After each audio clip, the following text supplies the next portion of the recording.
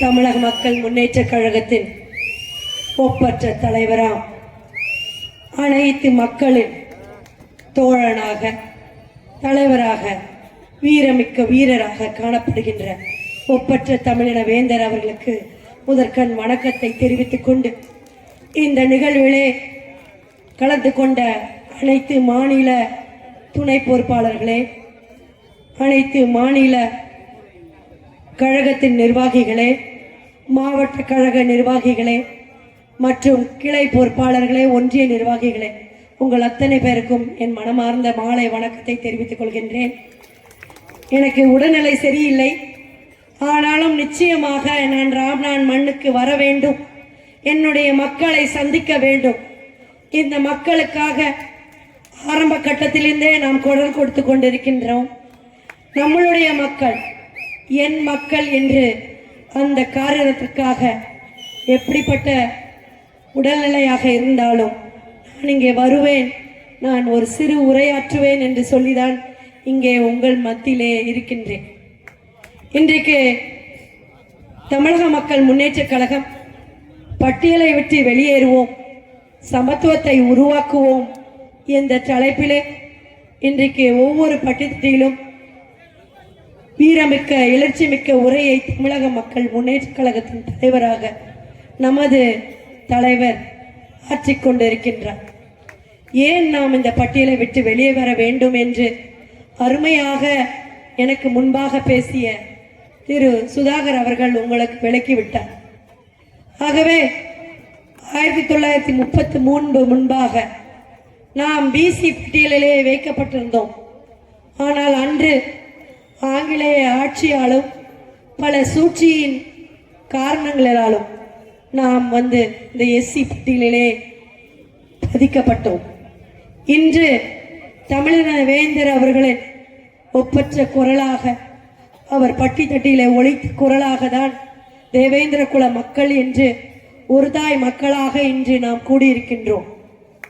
எத்தனையோ ஆண்டுகள் போராட்டம், ஒவ்வொரு முக்கிலும் அவர்கள் குரல் ஒலித்தது. அதற்கு கிடைத்த அந்த செயல்தான் தேவேந்திர குல வேளாளர் என்ற அரசாணை. இன்று அந்த குரல் தான் இன்னும் நாங்கள் எஸ்சி அல்ல, நாங்கள் தாழ்த்தப்பட்டவர்கள் அல்ல, நாங்கள் வீரமிக்க செயல் வீரர்கள், நாங்கள் விவசாயிகள், நாங்கள் தாழ்த்தப்பட்டவர்கள் அல்ல, அனைத்து மக்களுக்கும் உணவு அளிக்கின்ற இந்த சமூகத்தை வேண்டுமென்றே ஒடுக்கிவிட்டார்கள் என்ற கூக்குரலை அனைத்து மக்களுக்காக குரல் கொடுத்து கொண்டிருக்கின்றார். இன்று அவர் குரல் ஒலிக்க பலம் இருக்க அவர் என்டிஏ கூட்டணியிலே அங்கம் வைத்துக் கொண்டிருக்கின்றார். மக்களாகிய நாம் சிந்திக்க வேண்டும். நமக்கு முன்பாக பேசியவர்கள் சொன்னது போல தனக்காக மட்டுமல்ல, மக்களுக்காக தான் அவர் என்றும் இந்த களப்பணியிலே இருந்து கொண்டிருக்கின்றார். தனக்காக என்று இணைந்தால் என்றோ அரசனையிலே அமர்ந்து பஞ்சன மத்தியிலே அமர்ந்து செயலாற்றக்கூடியவராக இருந்திருக்க முடியும். ஆனால் என் மக்களின் குரலுக்காக நான் இருக்கின்றேன். இந்த சமூகம் விழிப்படைய வேண்டும், இந்த சமூகம் உயர் பெற வேண்டும் என்று நோக்கத்திற்காக தான் இன்று இந்த பட்டியல் வெளியேற்றத்தை முன்னெடுத்து சென்று கொண்டிருக்கின்றார். நீங்கள் சிந்திக்க வேண்டும். இன்று அரசியல் செய்கின்ற அரசு என்ன செய்கின்றது என்று சிந்திக்க வேண்டிய ஒரு காலகட்டம். ஏனென்றால் இது தேர்தல் நேரம். இன்னும் 2 மாதத்துக்குள்ளாக நாம் தேர்தலை சந்திக்க வேண்டிய ஒரு சூழ்நிலை இருக்கிறோம்.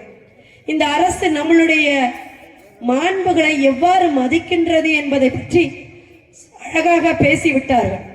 இங்கே மணிமண்டபம் கட்டுகின்றோம் என்று சொல்லி அங்கே ஒரு சிலையை நிறுவி ஒரு சிலையை வைத்துவிட்டு அது மணிமண்டபம் என்று சொல்லுகின்றது.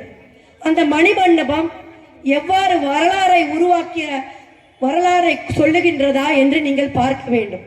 ஒரு சிலையை வைத்துவிட்டு இதுதான் உங்களின் வரலாறு என்று சொல்லி நம்மை இழிவுபடுத்துகின்ற ஒரு செயலாக தான் இன்றைக்கு அந்த மணிமண்டபம் கட்டப்பட்டிருக்கிறது.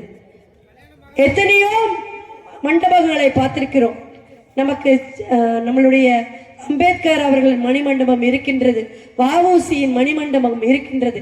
அந்த மண்டபம் எல்லாமே அவர்களின் வரலாற்றை உரைக்கின்றதாக, அவர்கள் பெருமைகளை உரைக்கின்ற அரங்கங்களாக இருக்கின்றது.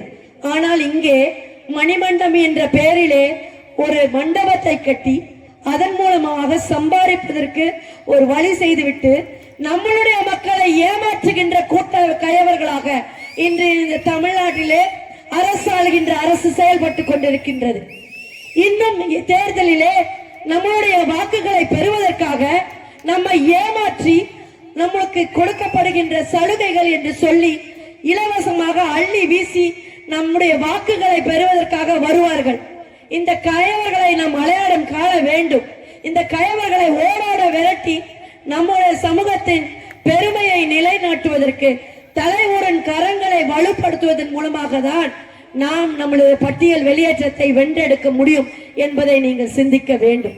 இன்று விவசாய மக்களுக்காக இந்த அரசு என்ன செய்திருக்கிறது என்று சிந்தியுங்கள். இன்று ஏழை எளிய மக்கள் இன்றைக்கு குறிப்பாக இளைஞர்களின் வாழ்வாதாரம் எங்கே சென்று கொண்டிருக்கிறது? படித்த இளைஞர்களுக்கு வேலை வாய்ப்பு இல்லை. படித்த இளைஞர்களுக்கு மதுவாலும் போதையை உண்டாக்கி அவர்களை வீழ்த்துகின்ற சக்தியாக தான் இன்று ஆட்சியாளர்கள் இருக்கின்றார்கள். இப்படிப்பட்ட ஆட்சியாளர்கள் நமக்கு தேவையா? இல்லை சமூகத்தை உருவாக்கி சமூகத்தை நிலைநாட்டுகின்ற ஆட்சியாளர்கள் வேண்டுமா என்பதை நீங்கள் சிந்திக்க வேண்டும். மோடிஜி அவர்கள் அனைத்து மக்களுக்காக உறுதுணையாக இருக்கின்ற ஒரு ஒப்பற்ற அரசாட்சியை கொடுத்து கொண்டிருக்கின்றார்.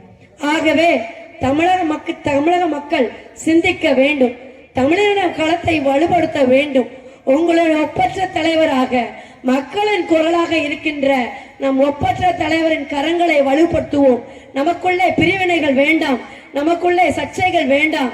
நாம் ஒரு தாய் பெற்ற மக்களாக ஒன்றிணைந்து குரல் கொடுத்தோம் என்றால் நிச்சயமாக வெற்றி அடைய முடியும் என்று கூறிக்கொண்டு விடைபெறுகிறேன். நன்றி, வணக்கம்.